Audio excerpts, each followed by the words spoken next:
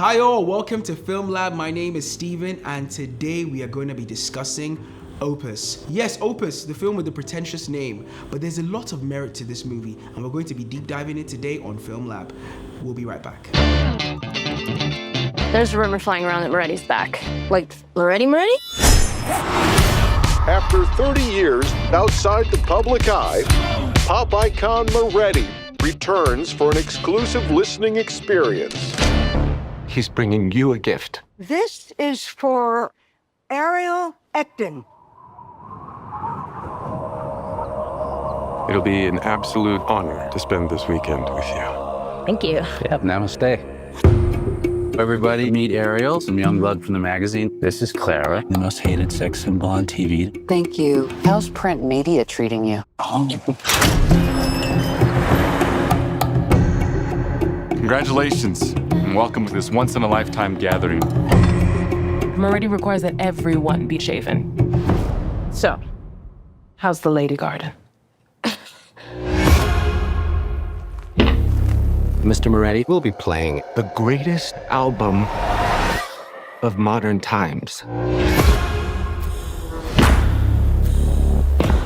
Future times, all the times, really.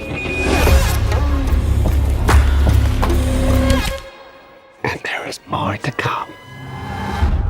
So much more. What is it that you guys do? Would you like to see? The crowd is upset. Upset that I'm not on stage. Is this not alarming to you? The back row's asleep. But the front row's ready to rage. Are you sure you haven't been drinking with us? Okay.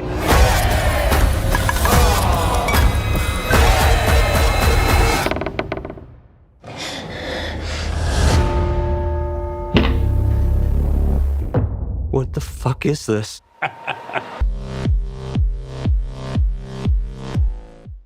The film follows a journalist played by our very own Edebiri, who is invited to an exclusive album listening by a recluse pop star who's been missing from the limelight for about 15 years, Alfred Moretti, played by John Malkovich. And now this is where things get interesting. Once they get on his private property, he's surrounded by cultists called levelists, and a lot of weird things start to happen. Now, if you've heard this premise I just said, you probably are thinking, that sounds a lot like Blink Twice. That sounds a lot like The Menu. And yes, there's been a lot of critique for this movie because it sort of fits into this newly developing subgenre that has been credited to movies like Get Out and Midsommar, where you have like a bunch of friends or even one person going to, or usually a group of people going to a reclusive getaway or an escape or a private island, and just weird things start to happen. So critics have been saying it feels a lot like Midsommar, but I personally feel this movie heavily borrows from Blink Twice. Now, it could be a situation where Blink Twice and this movie were in production at the same time. We do not know specifically because we've tried to get that information, but it's not readily available in terms of the production timeline and the overlapping. But what I can say is this movie came out a full year after Blink Twice, and it feels like just swap out the tech bro for a celebrity pop star and it's almost the same movie. There's some merit to the film, however. Let's not pan it or completely strip it of any credit, but I would say that yes, critics are right. This movie does feel like it's sliding into that subgenre that's developing, which we will say kind of started from Get Out in 2017 and was really popularized by Midsommar. I would not want to strip this movie of its credits because it is actually a good film. There's social commentary. You can tell the social critique of celebrity culture is very present, capitalism, and sometimes you could see that the movie even is self-aware of what's happening. You have some very nice scenes with Alfred Moretti performing some very mediocre pop songs, but you could see that people are fawning over him and they're falling in love with this character that he has built. You could also see critique of Heaven's Gate, the famous cult group that ended up committing mass suicide in 1997. And for me, one thing I love about this movie is that they didn't show us any mass suicides. They just told us that these guys are in and around the world. They've scattered around. And you could take that for what it means. It could mean that they all slaughtered themselves. It could also mean that they all went into hiding in different parts of the world. But the movie leaves that ambiguous, and I kind of like that because that's a very sensitive topic and a very sensitive subject, and I feel like he needed to handle it with some care. Outside of that, the script is good, but it has some weaknesses, especially in the third act. There's also like a lot of build up to things that don't really pay off. The movie feels like it's about to say something, but then when it actually does make that statement might be a bit underwhelming. Going back to some of the movies I mentioned earlier, like The Menu, Get Out, Blink Twice, and Midsummer, Opus feels like it is aware of these subject matters that these films try and deal with, but Opus doesn't dig as deep as these other movies. If I was to say some of the things I loved about the movie, I would say John Malkovich can do no wrong for me, I'll be honest. He's just a great, phenomenal actor. And seeing him on screen, I was pleased. I just like watching him in movies. And I find that he brings things to the screen that you don't really get from any other actor. So having John Malkovich in there doing his thing as a pop star, I loved that. I also loved the cinematography, and Edebiri delivered. None of the acting was bad. For Mark Anthony's first movie, I feel like he directed the actors well and he was able to handle this ensemble cast. For his directorial debut, I feel he was able to handle the cast at his disposal. The beanbag shot has to be given a shout out.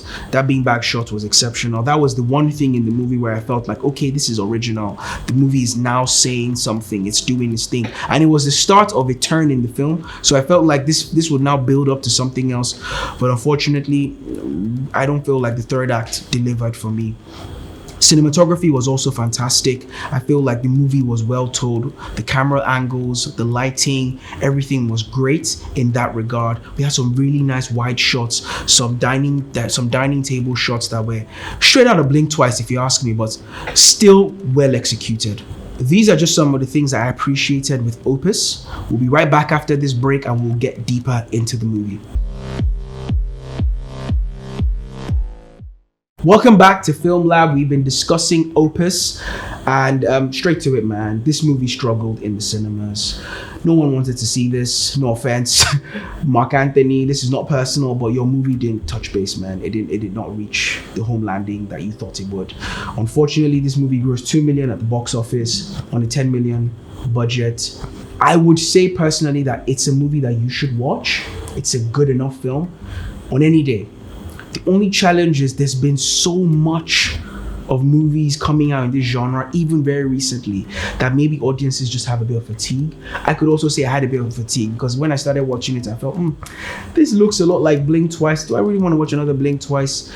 And they didn't do enough that's different from these other previous movies. There was not enough shock value for me to say, okay, Opus stands away from those movies. But yeah, I would say, unfortunately, Mark Anthony will need to come back again for a better killing at the box office. Also, the levelism angle is not well developed for me. The movie bases a lot of its storytelling on the fact that this guy is in a recluse with a cult, a solid, sizable cult. But they don't really do much with them. Yes, these guys are part of the process in keeping these people in check. They follow them around, but I feel like that even made it worse because in some of the other movies that I mentioned, the people on the island are not even seen at all. They're not as present, but they feel like they're haunting these guys.